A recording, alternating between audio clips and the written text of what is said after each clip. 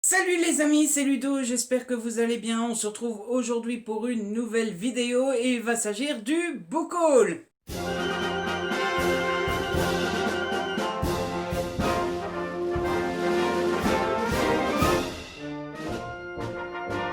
Je ne l'ai pas encore fait ce mois-ci et pourtant il faut le faire parce que j'ai des livres à vous présenter. C'est pas une catastrophe du tout, on a déjà connu bien pire, mais il y a quand même allez, une petite dizaine, c'est déjà pas mal. On a du SP, j'ai été extrêmement gâté par Hugo de nouveau. On a quelques achats personnels et on a un niveau cadeau. SP, eh bien on va commencer par Hugo, du coup j'en ai reçu 6 au total. D'abord j'ai reçu Secret Défense d'Aimer numéro 3 de Axel Auclair dans la collection New Romance en format poche. Normalement vous connaissez déjà cette saga, j'ai eu un vrai coup de cœur pour les deux premiers tomes, il me semble que je vous les ai déjà chroniqués en update lecture. Pour rappel, c'est l'histoire de Sabine qui est jeune militaire. Au début, elle est je ne sais plus où, en Bretagne, il me semble. Elle a demandé une mutation. Elle s'attend à se retrouver dans le sud et au lieu de se retrouver dans le sud, elle se retrouve à Paris.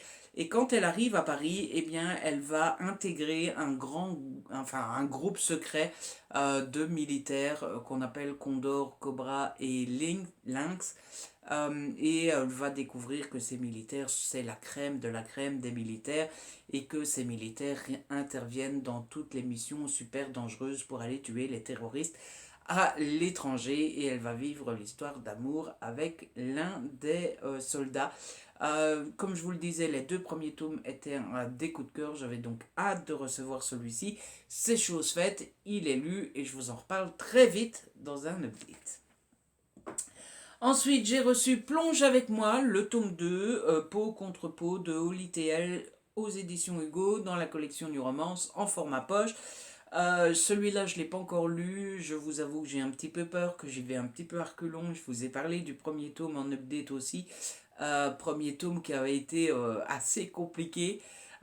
Donc voilà, j'ai un petit peu peur. Je suis très curieux de découvrir ce tome 2 parce que dans l'update, je vous disais, hein, j'ai hâte de connaître le passé du héros et j'ai surtout hâte de savoir si l'héroïne, dont j'ai oublié le nom d'ailleurs, le héros c'est Marjorie.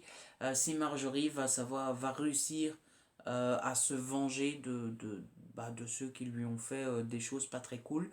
Mais j'ai un petit peu peur, surtout que la Kim l'a commencé, elle l'a abandonné. Donc bon, c'est pas très encourageant, mais on va essayer, on verra ce que ça donne.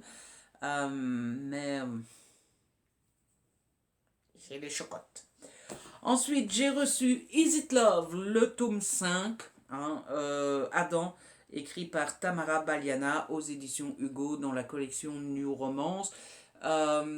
Cette saga, vous le savez, on est dans l'univers de Carter Corp. Carter Corp étant une multinationale et c'est une adaptation d'un jeu et chaque tome sont complètement, mais alors complètement de chez complètement euh, indépendants les uns des autres. Donc vous savez largement lire le tome qui vous intéresse dans l'ordre que vous voulez. Vous pouvez en lire qu'un et pas les autres. Vous pouvez tous les lire sauf un. Ça change rien, vous pouvez les lire dans le sens que vous voulez. Ici, on suit Adam qui est surfeur à ses heures perdues, plongeur dans un restaurant et activiste écologique qui va rencontrer, et musicien aussi, il a tous les talents, et il va rencontrer Juliette, il me semble. Non, Juliette, c'est dans Colin. Ruby. Il va rencontrer Ruby qui vient le voir à un de ses concerts et c'est le coup de foudre et donc ils vont avoir une histoire ensemble. Et donc voilà, j'allais vous commencer à vous donner mon avis, c'est pas du tout le but de cette vidéo, c'est juste vous le présenter, mais j'ai beaucoup aimé, je vous en reparle très vite aussi. Je suis en train de penser que vous aurez peut-être déjà eu l'update lundi. Je sais plus trop dans quel ordre je dois présenter tout ça. Ensuite, j'ai reçu 7 fois peut-être de Cassie West aux éditions New Way cette fois-ci. Ici, on est dans une romance sympatoche où on est avec Sophie. Et si je me souviens bien, Sophie est fleuriste. Mais elle rêve d'autre chose, je ne sais plus trop de quoi. Je vais vous lire la quatrième. Mariage, fête de fin d'année, quelle que soit l'occasion, Sophie Evans est là pour vous servir. Et croyez bien qu'elle arrange les bouquets et gère les drames familiaux comme personne. De toute manière, elle n'a pas trop le choix depuis qu'elle travaille pour la fleuriste de sa petite ville natale pour se payer son école de stylisme l'année prochaine. Voilà, c'est de ça qu'elle rêve, de stylisme. Mais voilà qu'Andrew Hart arrive dans le paysage comme une cerise sur le gâteau avec son arrogance et ses faux airs BCBG. Le fils chéri du nouveau chef en vue de la région accompagne son père sur tous les événements du coin. Traduction, Sophie l'a dans les pattes en permanence. Mais les complications ne rendraient-elles finalement pas la vie plus épicée? Voilà. J'ai vu les premiers retours arriver. Il est sorti le 4, il me semble. Il a l'air plutôt sympa. Moi, je suis un poil en retard, même si bon, on a quand même un mois pour les chroniquer. Mais j'ai hâte de le lire. À mon avis, ça va être vraiment une petite lecture toute douce, toute mimi. Le genre de lecture qui fait du bien. Donc j'ai hâte de me plonger dedans. Ensuite, j'ai reçu un livre qui était très très très attendu puisque j'ai reçu Maybe No de Colleen Hoover aux éditions Hugo New Romance. J'ai hâte de le lire. Maybe Someday, qui était le premier tome, si on peut dire, de la saga, a été une des toutes premières romances que j'ai lues et avait été un coup de cœur monumental. Donc j'ai hâte de retrouver Ridge et Maggie. C'est ça, hein? C'est ça, hein? Sydney. Maggie, oui, bon, bref, je vais pas raconter.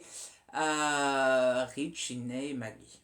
Mais j'ai confondu Maggie et Sydney. C'est la honte. Bref, tout ça pour dire que je suis très content de l'avoir reçu. J'avais vraiment hâte, mais je ne le lirai sans doute pas tout de suite. J'aimerais relire Maybe Someday avant de relire celui-ci. Et j'aimerais lire Maybe. C'est comment le tout fin là? Maybe Not. Il me semble que c'est Maybe Not. Donc voilà, j'aimerais lire Maybe Someday, Maybe Not, et puis me lancer dans Maybe No. Comme ça, je lis les trois et je rechronique les trois. Je suis pas sûr que Maybe Someday, je l'ai déjà chroniqué. Donc voilà, comme ça, je pourrais chroniquer les trois et j'aurai tout bien frais dans ma petite tête. Et le dernier Hugo, bah ouais, il faut que ça s'arrête à un moment.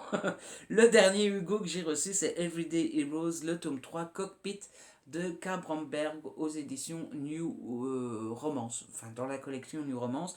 C'est le tome 3 de la saga Everyday Heroes. Vous avez les deux tomes ici. Vous savez que le premier tome m'avait déçu. Le deuxième tome avait été un coup de cœur. Celui-ci est entre les deux. Voilà, on suit l'histoire de la madame. Ah, les prénoms, c'est une catastrophe quand même. La madame s'appelle. Comment, comment est-ce que c'est possible que je retienne jamais les prénoms comme ça? Sydney. Ben voilà, comme dans Maybe Someday. Donc on a Sydney qui est une jeune femme dont le papa est riche et possède un empire dans l'édition de magazines. Et Sydney n'a jamais fait vraiment de gros efforts. Elle s'est toujours un peu reposée sur ses lauriers en mode mon père est riche, je sais que mon avenir est tracé, etc. Sauf qu'elle fait une bêtise et son père lui dit écoute, j'en ai marre, qu'est-ce qui te ferait plaisir pour te motiver un petit peu? Et elle dit qu'elle voudrait tel poste dans l'entreprise et son père lui dit écoute, tu vas dans ta petite ville natale, dans lequel il y a le siège d'un de leurs magazines, magazine qui va mal. Si tu arrives à redresser le magazine, si tu arrives à ce que le magazine aille mieux, ah ben je t'offre le poste de tes rêves. Et donc elle va aller dans cette petite ville natale, elle va reprendre en main le magazine et elle va rencontrer Grayson. Grayson qui n'est pas tout à fait un étranger pour elle. Voilà, j'en dis pas plus. Ensuite, niveau SP, eh bien, on va continuer dans de la romance. Je n'ai reçu que de la romance ce mois-ci. Il faut dire que, eh bien, je suis devenu bon ami, copain, connaissance avec l'autrice Estelle Évry. Estelle Évry qui a déjà sorti des livres chez Hugo et qui s'est lancée en auto-édition pour sortir quelques-uns des livres de ses livres et elle en a sorti deux assez récemment. Il me semble que le premier c'est au mois d'avril et le deuxième c'était au mois de juin ou au mois de mai. Mais du coup, elle m'a envoyé un colis avec les deux. Elle m'a envoyé Happily Ever After Paris de Estelle Evry, donc en auto-édition. Je vous l'ai déjà chroniqué dans un update, si jamais ça vous intéresse. Ici, on suit l'histoire de Nash dans l'autre, de Al et Lana. Les deux sont sur le point d'être embauchés dans un célèbre parc d'attractions.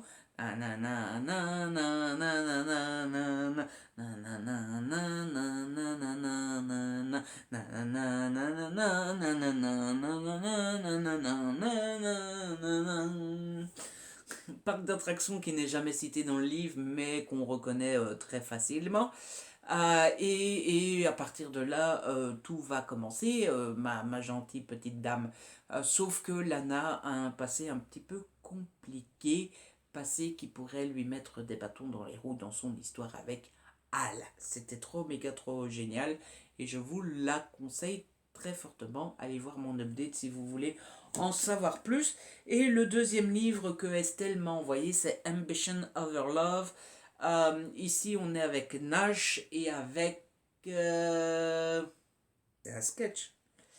Nash, ça je l'avais. Et elle est étudiante en droit et elle prend une pause dans ses études le temps d'un week-end où elle va se rendre à Manor Hill. Manor Hill étant une énorme propriété qui est dans sa famille depuis des décennies.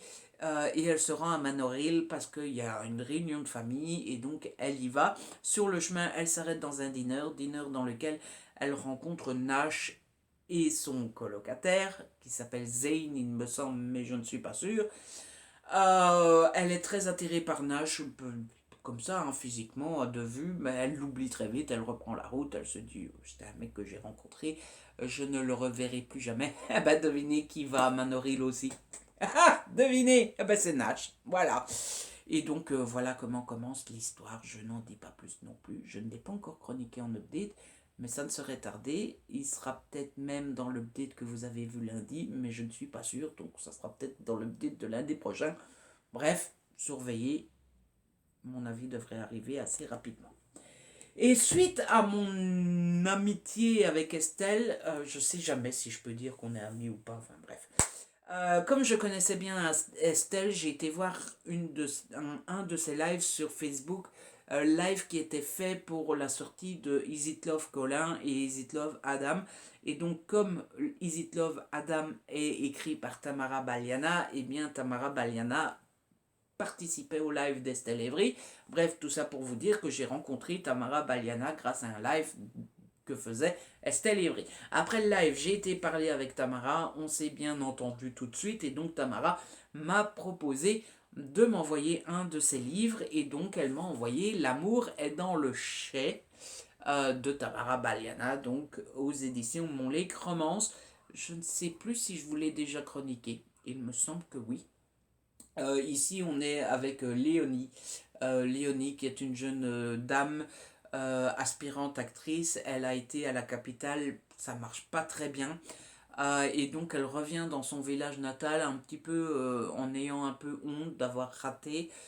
Mais elle a accepté de remplacer sa sœur ou sa belle-sœur, sa sœur, Laetitia, qui va prendre un congé maternité. Et donc, elle est pas très contente de revenir dans sa ville natale parce qu'elle le vit comme un échec et elle est encore moins contente de retrouver un garçon qui lui mène la vie dure depuis qu'ils sont gamins. Pour elle, elle déteste Enzo. Enzo la déteste. Ils ne font que s'insulter depuis toujours. Ils ne font que se tirer dans les pattes, etc. Mais entre la haine et l'amour, il n'y a qu'un pas. Un pas qui vont... Je n'en dis pas plus. D'accord, je n'en dis pas plus. Voilà pour les services presse, que de romance. Moi, je vis dans mon monde de rêves, de paillettes et de petits cœurs. Cœur sur vous, les amis. J'ai reçu un cadeau. Cadeau, entre guillemets. Un gros guillemet. Puisque mon ami Jérôme, qui a beaucoup d'humour, m'a envoyé Une vie de Maupassant aux éditions Le Livre de Poche. Comment vous dire? Moi, il est classique. Vous voyez un enfant quand vous lui dites de manger des brocolis. Vous voyez la réaction? Un enfant quand il sait qu'il va manger des brocolis au dîner? Eh bien, vous avez plus ou moins ma réaction quand on me dit je vais t'offrir un classique. Vous voyez, c'est pas. C'est classique et moi, je n'aime pas ça. Je sais, vous allez tous me dire tu devrais t'ouvrir un petit peu, Ludo, tu devrais essayer, tu devrais machin, tu devrais. Mais il y en a même certains qui considéreraient que je devrais avoir du respect pour les classiques, etc. Je suis complètement réfractaire aux classiques. Je n'aime pas ça, je ne peux pas. Et j'ai essayé, j'en ai lu. J'ai lu du Jane Austen et du Orgueil et Préjugés, etc. J'en ai lu à l'école, j'en ai même aimé deux sur les dizaines que j'ai essayé. J'ai aimé Wicklow et j'ai aimé La Métamorphose de Kafka. Voilà, c'est les deux seuls que j'ai aimés, j'en ai déjà essayé plein, etc. Mais il a fallu que Jérôme m'offre un classique. Alors pourquoi il a fait ça? Premièrement parce qu'il est prof de français. Les profs de français peuvent pas s'empêcher, hein. Et puis deuxièmement, ça part d'une blague parce que en fait, il y a une abonnée, si on peut appeler ça une abonnée, qui un jour m'avait dit ouais Ludo, tu fais pitié, achète-toi une vie, etc., etc. Et, euh, et Jérôme a dit bah j'ai voulu t'acheter une vie sur Amazon, mais il n'y a pas, du coup je t'ai pris ça. Voilà. Donc c'était pour la blague. Blague très marrante. Hein. Euh, et voilà. Bon, maintenant il m'a dit essaye quand même, Ludo. J'espère que tu essayeras, machin. Je peux vous dire que je suis aussi enthousiaste d'essayer que d'aller au dentiste. Hein, je vous le dis. Donc, on verra. À mon avis, j'essayerai un jour, mais en attendant, il va dormir là longtemps. Voilà. Et puis on passe à mes achats. J'ai 4 petits achats seulement. D'abord, j'ai Rendez-vous au Cupcake Café de Jenny Colgan aux éditions Pocket. Que j'ai pas acheté au mois de mai, je l'ai acheté au mois d'avril. C'est le seul livre que j'ai acheté, reçu au mois d'avril. Confinement oblige. Je l'ai acheté juste parce qu'il était à la grande surface où je faisais mes courses. Et ça faisait bien trop longtemps que j'avais plus acheté de livres. J'avais trop envie. Du coup, je me suis laissé tenter. Je l'ai commencé depuis. J'ai pas du tout aimé. Du coup, j'ai abandonné. C'est l'histoire d'une Dizzy qui est une fée de la pâtisserie, etc., etc. Un jour, elle se fait licencier. Et elle va ouvrir son propre cupcake café. J'ai pas du tout accroché. J'ai trouvé ça très lent, très moyen. Du coup, j'ai pas persévéré. Voilà. Et mon autre achat, c'est une saga de romance, puisque j'ai acheté la saga Reborn. J'ai acheté le tome 1 Disaster, le tome 2 Toxic et le tome 3 Shame. Et c'est écrit par Rachel Van Dyken. Et c'est aux éditions Milady. Je ne connais absolument rien de cette saga. Je l'ai acheté juste parce que je trouvais les couvertures très jolies, avec les différentes couleurs, etc. Et puis parce que 4 € le tome, ça fait 12 € la saga. Je vais pas cracher dedans. En plus, il y a même le truc inédit Reborn 2.5. Donc voilà. Hein, quand vous tombez sur une saga neuve, parce que c'est pas de l'occasion, hein, c'est du neuf, à 4 € le tome, vous crachez pas dedans. Hein, donc voilà. Encore de la romance. Oui, le mois de mai, c'était le mois de la romance. Si vous voulez, je vous lis le premier tome. Depuis qu'elle a perdu ses parents, morts dans des circonstances tragiques, Kristen est inconsolable. Lors de sa première année d'études à l'université de Washington, elle rencontre l'irrésistible West, mascotte de l'équipe de football de la fac, qui lui redonne goût à la vie. Elle ferait mieux de ne pas tomber amoureuse de lui. L'étudiant le plus séduisant du campus est victime de son succès et mène une vie pour le moins et mène une vie pour le moins dissolue. Pourtant, il ne rêve que de Kristen. Mais West ne peut laisser libre cours ni à son désir ni à ses sentiments. Son cœur n'est plus à prendre, il ne sait même pas combien de temps il continuera de battre. Ça donne envie, hein, c'est intriguant. C'est pour ça que je les ai achetés. En plus des belles couvertures et du petit prix. Il y avait tout pour que je les achète, quoi. Et enfin, la dernière chose que j'ai à vous présenter, c'est de nouveau un SP, mais bande dessinée. Cette fois-ci, j'ai reçu Esme, le tome 1, envoyé d'outre-tombe de C. Norman Villemin et de M. Schaller. On va regarder les noms, hein, parce que dire les premières lettres, c'est pas très poli, je trouve. Christine Norman Villemin, c'est elle la scénariste, et les dessins, c'est de Maël Schaller. Et c'est aux éditions Jungle dans la collection Mist Jungle. L'histoire, c'est l'histoire de mort. Je vais vous lire le résumé, ça sera mieux raconté. Depuis quelque temps, la tranquillité des morts du cimetière des Bosquets est troublée. Ils reçoivent des messages incompréhensibles des vivants. Mais qu'est-ce que c'est ce micmac? La décision est prise. Esme est envoyée pour enquêter sur ces étranges phénomènes.